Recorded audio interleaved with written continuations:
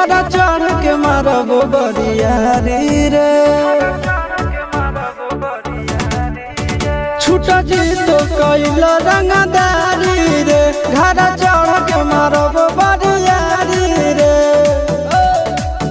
तोरा बापू के न तोरा दादा के चिन्हबहु बेटा सब गोली मारबौ तैगो गिनबौ तोरा बापू के न तोरा दादा के चिन्हबहु बेटा सब गोली मारबौ तैगो गिनबौ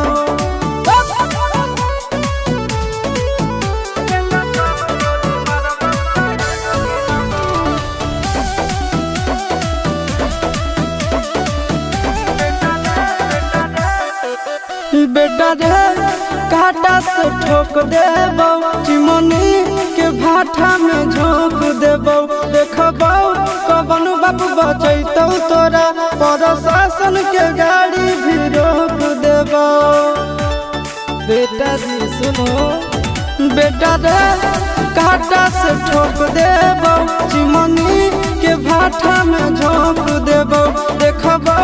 कवन बाप बचैतौ तोरा प्रशासन के गाड़ी भी रोक देबौ तोरा जैसन के हम खड़े खड़े गिनबौ बेटा सब गोली मारबौ तैगो गिनबौ तोरा बापू के न तोरा दादा के चिन्हबौ बेटा सब गोली मारबौ तैगो गिनबौ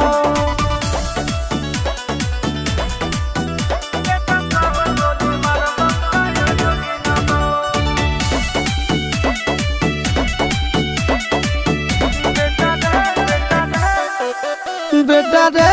दौड़ा के बाजार में मारबौ गोली तोर कपार में रंगदारी जे करभी बिहार में गड़ देबौ गंगा जी किनार में इतना मार पड़तो न बेटा बेटा रे दौड़ा के बाजार में मारबौ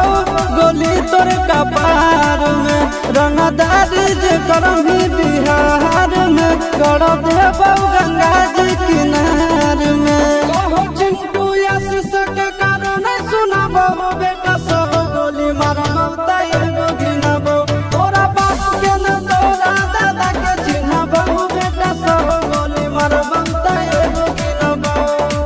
मारत मारत पिछुआरा लाल कर दे बेटा ध्यान से बाप इधर